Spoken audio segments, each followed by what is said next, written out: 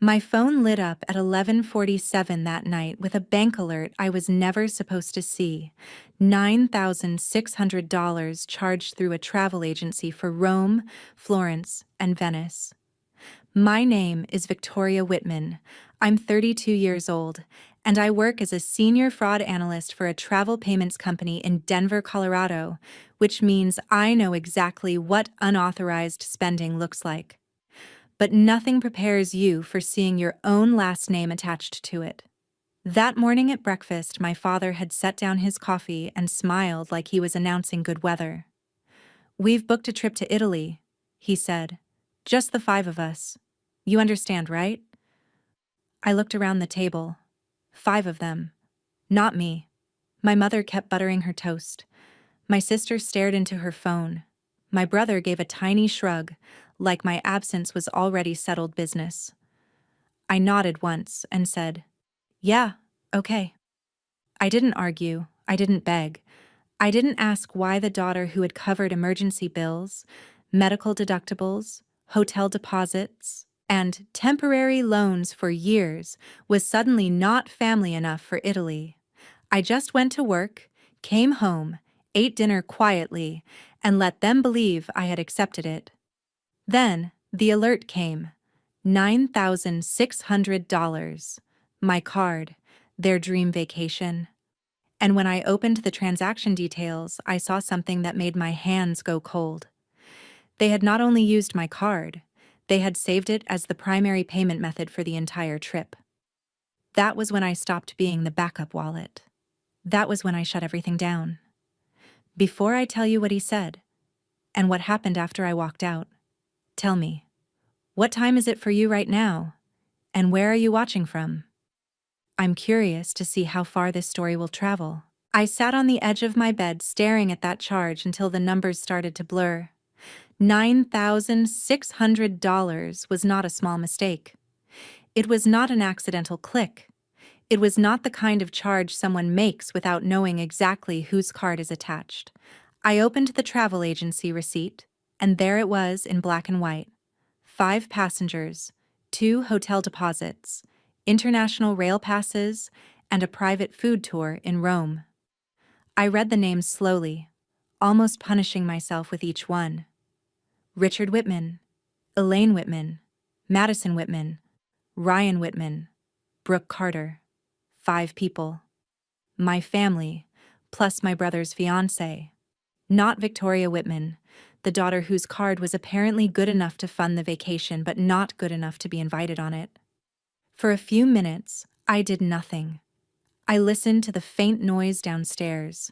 A cabinet closing, my mother laughing at something on television, my father's voice carrying through the hallway like he still owned every room in the house. Then I opened my banking app. My thumb hovered over the freeze button. The old version of me would have walked downstairs, shown them the alert, and waited for an explanation. The old version of me would have accepted some twisted excuse like, "We were going to pay you back," or "You always help with big family things," or "Don't make this ugly." But I had spent too many years translating disrespect into misunderstandings. This was not confusion. This was a choice. So I froze the card. Then I did something else. I changed the password on every shared account connected to my name. The family streaming plan, the hotel rewards profile my father had been using for points, the rental car account, the airport lounge membership, and the emergency family credit line I had opened 2 years earlier after my mother said she needed surgery money. I removed all authorized users. I turned on 2-factor authentication. Then I downloaded every receipt, every Venmo request, every email where my father had written, "Just put it on yours for now, Vic. I'll square up next week." Next week had become next month. Next month had become never. By midnight, I had a folder on my laptop titled Unauthorized Family Charges. I didn't know yet if I would need it, but something in me knew my father would not apologize first. He would attack first. He always did. Around 12:20, my phone buzzed again. This time it was a declined charge. $1,450. Hotel upgrade in Florence. I stared at the word declined, and for the first time that day, I smiled. It was not a happy smile. It was the kind of smile you make when a locked door finally keeps the right people out. Then another decline came through. $620. Luggage delivery service. Then $389. Travel insurance. They were still trying to build their perfect vacation on my money, and they had no idea the foundation had just disappeared. I put my phone face down and walked to the bathroom, splashed cold water on my face, and looked at myself in the mirror. I expected to feel guilty. I expected that familiar knot in my stomach, the one that always showed up whenever I disappointed my family, but instead I felt clear. Not calm, exactly. Clear. Like a window had opened inside my chest. I knew the next morning would be ugly. I knew my father would demand answers. I knew my mother would call me selfish in that soft, disappointed voice that used to break me faster than shouting ever could. I knew Madison would act shocked, even though she had probably known for weeks that I was being left behind. And Ryan, my brother, would find some way to make it sound like I was ruining his fiancé's first trip to Europe. But this time, I had facts. Not feelings. Not accusations. Facts. Before I slept, I called the bank's fraud department. I used the careful voice I used at work, the one that didn't shake even when clients yelled. I explained that a family member had used my card without permission for international travel purchases. The representative asked whether I wanted to file a dispute. I looked toward my bedroom door, hearing my father's laugh drift up the stairs. "Yes," I said, "and I want the card replaced." When the call ended, I did not cry. I did not pace. I sat there in the dark and realized something painful but useful. Love without respect can become a payment plan you never agreed to. And my family had been charging interest for years. The next morning, breakfast looked almost normal at first. My father sat at the head of the table in his navy robe, scrolling through his phone with the serious expression he wore when pretending to manage important things. My mother poured coffee into the mug that said, "Best Mom Ever," a gift I had bought her 3 Mother's Days ago.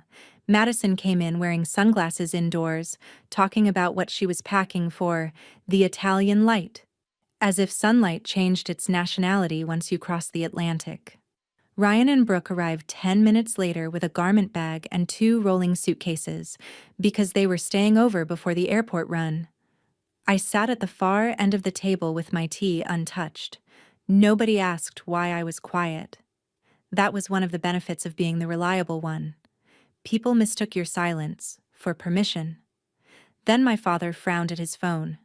Not a dramatic frown. A small one. The first crack. He tapped the screen again. Then again. My mother noticed. "Richard?" she asked. "The hotel says the upgrade didn't process," he said. "Probably a security hold." Ryan groaned. "Dad, you said everything was handled." My father shot him a look. "It is handled." I took one slow sip of tea. Brooke glanced between them and asked, "Do we still have the Rome tour? Because I posted about it already."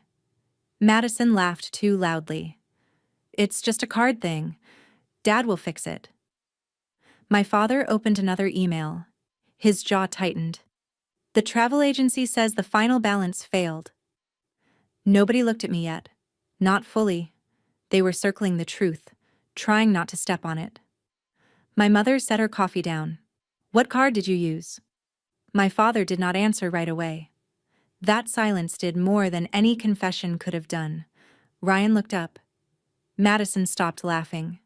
Brooke's face changed first, because she was the outsider, and outsiders often see family ugliness before family members admit it. "Richard," my mother said again, quieter now. "What card did you use?" My father cleared his throat. "The family card." I almost laughed.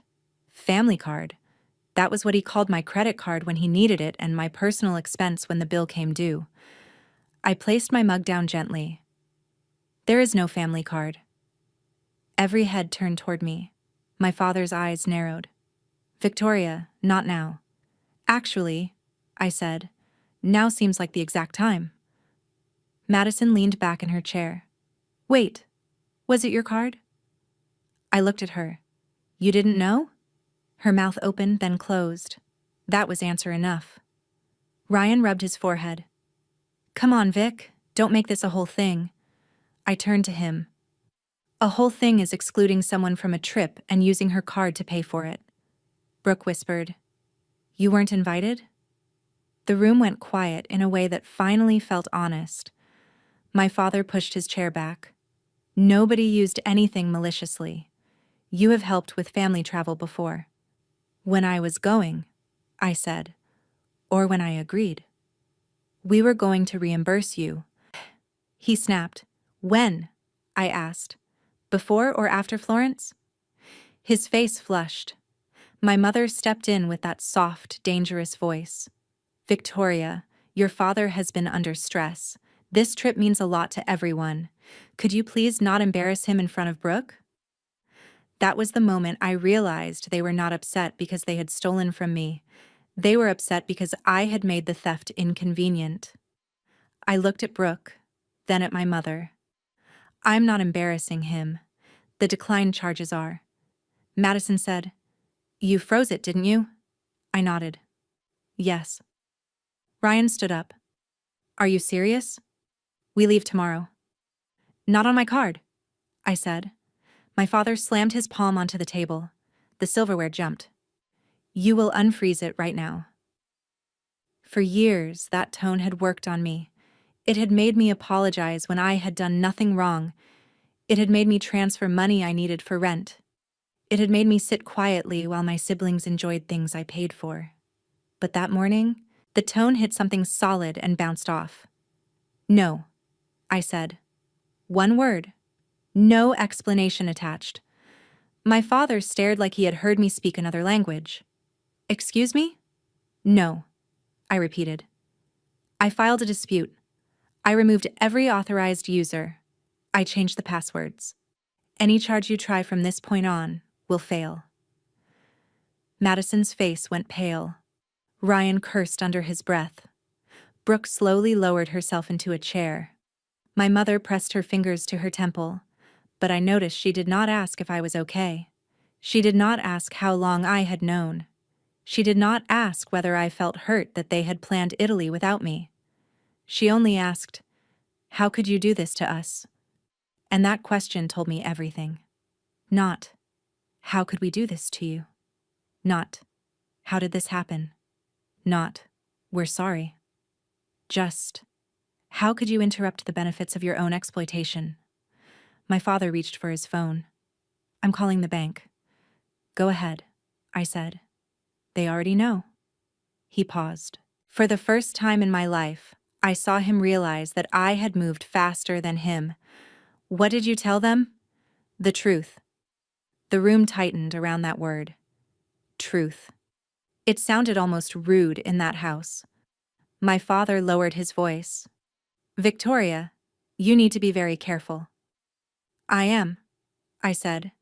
That's why I put everything in writing. I stood, picked up my laptop bag, and looked at all 5 of them.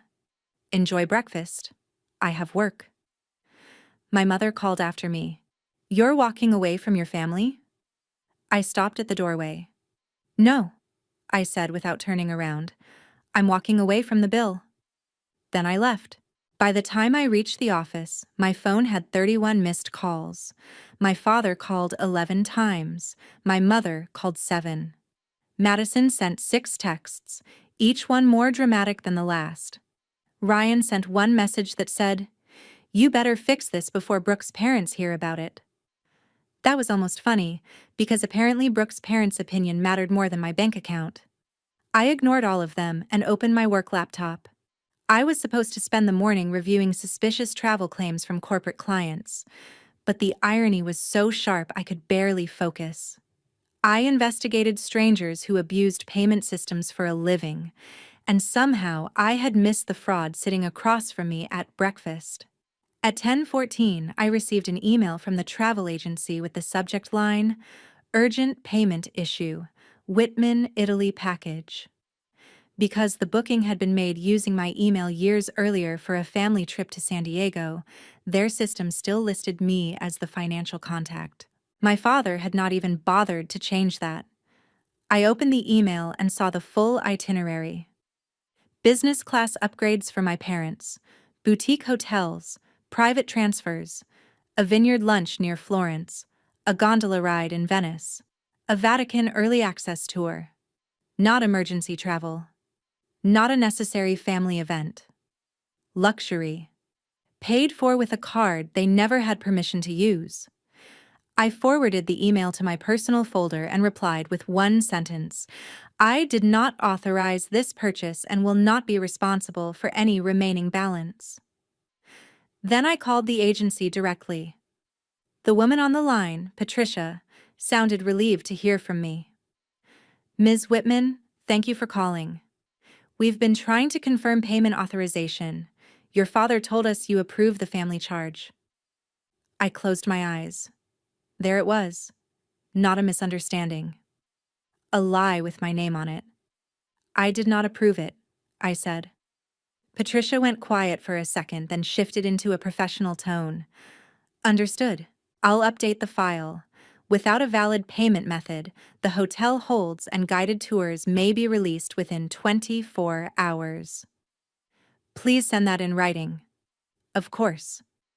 After the call, I walked into the break room and found my closest friend, Natalie Brooks, microwaving soup. Natalie was one of the few people who knew pieces of my family situation, but not all of it. She took one look at my face and said, "Who died?" "My patients," I said. She followed me into a small conference room, and I told her everything. The breakfast announcement, the bank alert, the card freeze, the Italy itinerary. The lie. Natalie listened without interrupting, which was why I trusted her. When I finished, she did not say, "But they're your family." She did not say, "Maybe they meant well." She said, "Victoria, they didn't just exclude you, they budgeted you in." That sentence landed harder than I expected. They budgeted me in, not as a daughter, as a payment method. Natalie leaned forward. "Do you have copies of everything?" I nodded. Receipts, emails, declined charges, bank dispute reference. Good. Don't argue by emotion, argue by documentation. That was why Natalie was the kind of friend everyone needed. She did not just comfort me, she reminded me who I was. Around noon, my father sent a text. "Call me before you destroy this family over money." I stared at it for a long time. Then I typed back, "You planned a family trip without me and used my card to pay for it. The destruction did not start with my boundary." He did not respond for 8 minutes. Then he sent, "You are being childish." I sent him a screenshot of the $9,600 charge. Then a screenshot of Patricia's email confirming he had claimed I approved it. Then I wrote, "Do not contact my bank, my employer, or the travel agency pretending to have my authorization. Everything is documented." The typing bubble appeared, disappeared, appeared again. Finally, he wrote, "We will discuss this at home." I replied, "No. We will discuss it at 6 p.m. with everyone present, including Brooke, because her name is on a trip she deserves to know the truth about." That was the first time I chose the room instead of being cornered by it. At 5:40, I drove home with my hands steady on the wheel. The sky over Denver was turning gold behind the mountains, but I barely noticed. I was not rehearsing a speech. I was reminding myself not to shrink. When I walked into the house, everyone was already in the living room. My father stood by the fireplace. My mother sat rigidly on the couch. Madison looked furious. Ryan avoided my eyes. Brooke looked like someone who had been told 3 different versions of the same story and trusted none of them. I set my laptop on the coffee table and connected it to the television. My father barked, "What do you think you're doing?" I looked at him and said, "Showing the receipt." The television screen lit up with the travel agency invoice, large enough for everyone in the room to read. For once, my father did not fill the silence. I clicked to the first page. 5 passengers, I said. Rome, Florence, Venice. Total package cost, $18,740. Amount already charged to my card, $9,600. Remaining balance attempted last night and declined. Madison folded her arms. This is humiliating. Yes, I said. Being used is humiliating. She looked away. My mother whispered, "Victoria, please don't do this like a business presentation." "That's exactly what this is," I said. "Because every time I tried to discuss family with you, you turned it into a bill." My father stepped forward. "Enough." I clicked to the next slide. It was not really a slide. It was a folder of receipts I had exported into a simple timeline. 2 years ago, I paid $4,200 toward the emergency roof repair. Dad said he would repay half. He didn't.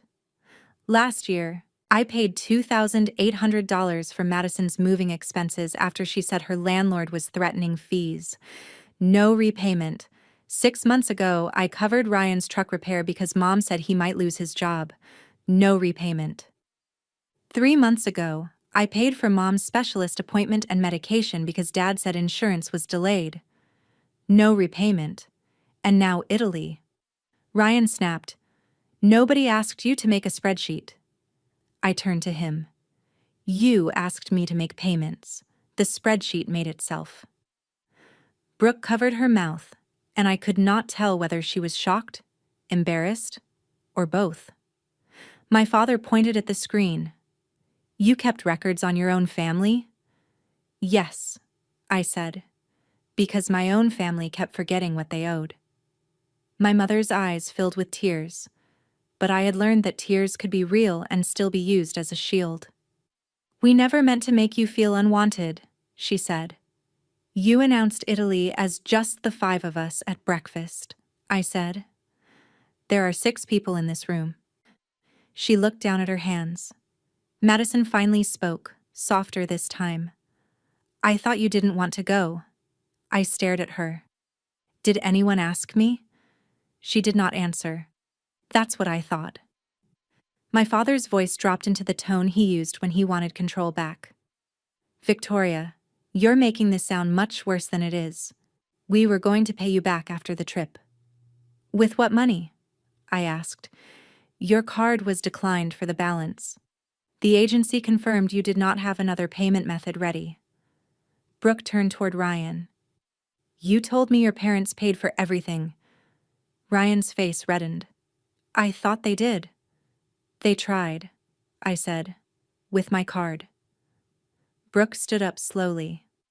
"Were you all just going to let me walk through airports and hotels while she paid for a trip she wasn't invited on?" Madison muttered. "It wasn't like that." Brooke looked at her. "It is exactly like that." For the first time that evening, the pressure shifted away from me. The outsider in the room had said what the family refused to say. My father turned on her. "Brooke, this is family business." She laughed once, humorless. "I'm marrying into this family. I think I should know whether theft is considered business." Ryan said, "Don't call it that." I said, "Unauthorized use of a card is unauthorized use of a card. You can choose a softer word if it helps you sleep." My father's face hardened. "Are you threatening us legally?" "No," I said. "I'm protecting myself financially. The bank will decide the rest." My mother stood then, her voice trembling. "Please, cancel the dispute. We'll figure it out. Your father is proud. He handled it badly. But if this trip collapses, everyone will know." There it was. Not, "You were hurt." Not, We betrayed your trust. Everyone will know. That was what scared them. Exposure, not wrongdoing. I closed the laptop halfway. Then maybe everyone should know less about your vacation plans and more about how you paid for them. Madison whispered, "That's cruel." "No," I said. "Cruel is sitting across from me at breakfast and asking me to understand why I don't belong, while my card is already carrying your luggage." Brooke picked up her purse. Ryan grabbed her wrist, not roughly, but desperately. "Where are you going?" She pulled away. "To call my parents and tell them the Italy trip might not happen because apparently your family tried to charge it to your sister." Ryan looked as if the floor had dropped under him.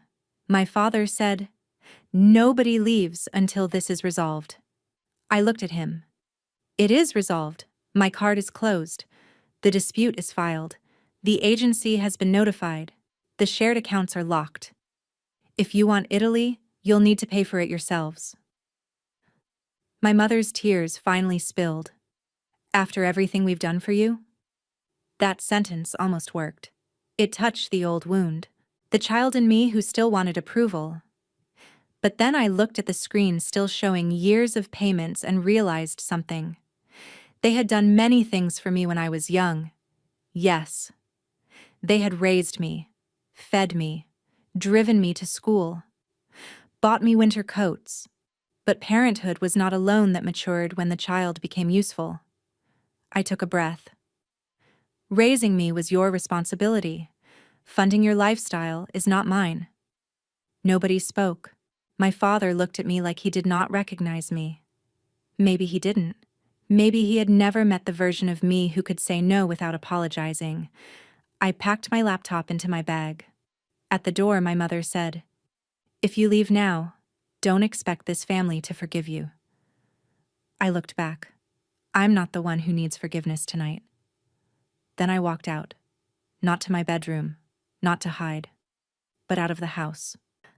I spent that night at Natalie's apartment on her couch, wrapped in a blanket while my phone buzzed itself nearly dead on the coffee table.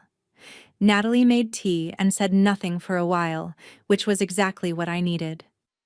Around midnight, Brooke texted me. I expected anger. Instead, she wrote, "I'm sorry, I didn't know.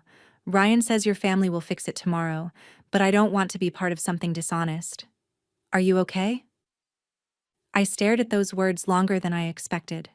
Someone who had known me less than a year had asked the question my own family had avoided all day. "Are you okay?" I wrote back, "Not really, but I will be." The next morning, the first collapse happened at 8:06. The travel agency emailed that without verified payment, the hotel holds in Rome and Florence had been released. At 9:20, the private Vatican tour was canceled. At 10:15, the Venice apartment deposit failed and the reservation went back on the market. By noon, my father sent one sentence: "You have ruined everything." I looked at it and felt something inside me finally detach. Not break. Detach. There is a difference.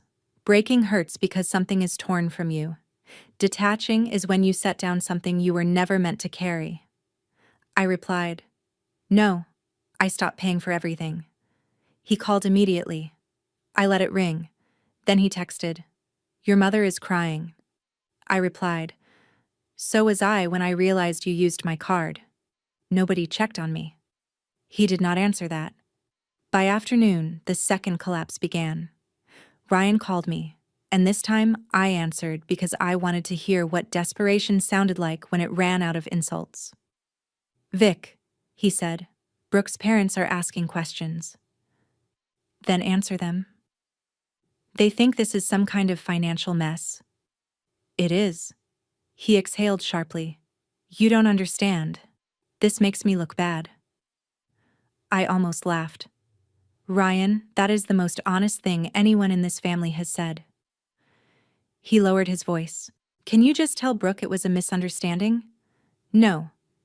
"One sentence, Victoria. You don't even have to unfreeze the card. Just say Dad had permission and the bank overreacted." I stood in Natalie's kitchen, looking out at the street below. amazed at how naturally the lie came to him. You want me to lie so your fiancé's parents don't question your family? I want you to stop acting like you're better than us. I'm not better than you, I said. I'm just not available anymore. He hung up. An hour later, Madison called. I nearly ignored her, but something made me answer. She was crying, but not like my mother cried. Madison cried angrily, like the tears offended her. Do you know Dad asked me to put the remaining balance on my card? She said. And I don't have that kind of limit. I stayed quiet. He said I should call and ask for an increase because I'm the one who wanted Italy most. Her voice cracked. He said you were always difficult, but at least you were useful. There it was. The sentence that should have destroyed me. Instead, it confirmed the diagnosis. Useful, that was the role. Not loved. Not included. Useful. Madison whispered, Did he really say the same kind of things to you? For years, I said. She started crying harder. I did not comfort her immediately. Not because I wanted to be cruel, but because I had spent my entire life rushing to soften consequences for people who never softened theirs for me. Finally, I said, Madison, I'm sorry he turned on you, but I need you to understand something. This is what happens when the person being used steps away. The people doing the using look for someone else. She sniffed. So, what am I supposed to do? Say no. She laughed bitterly. You make it sound easy. It wasn't easy, I said. It was just necessary. That night, I went back to the house with Natalie waiting in the car outside. I did not go to argue. I went to collect documents, my passport, and the few things I would need while I decided where to stay permanently. My mother met me in the hallway.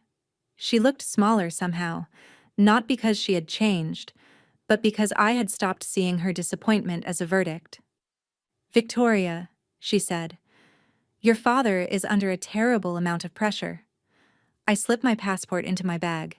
He created the pressure. You could have handled this privately. I turned to her. I did. I froze my card privately. I filed the dispute privately. I contacted the agency privately. He made it public by lying to everyone. Her lips pressed together. You sound so cold. No, I said. I sound documented. My father appeared at the end of the hallway. He looked tired, but not humbled. That mattered.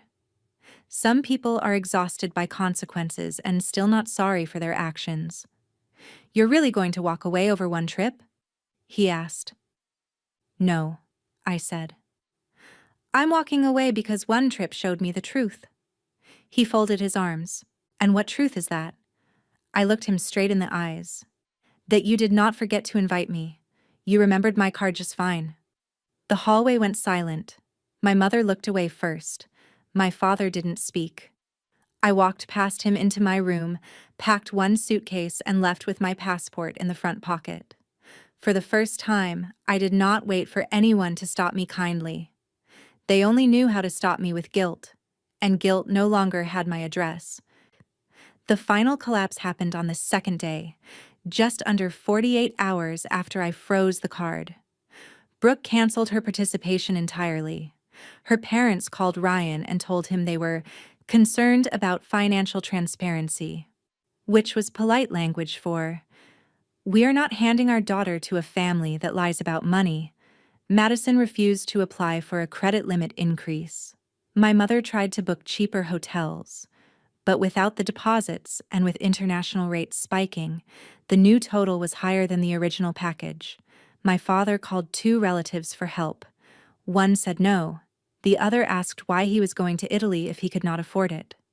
That question did what my pain never could. It embarrassed him. By evening, the Italy trip was officially canceled. Not postponed. Canceled.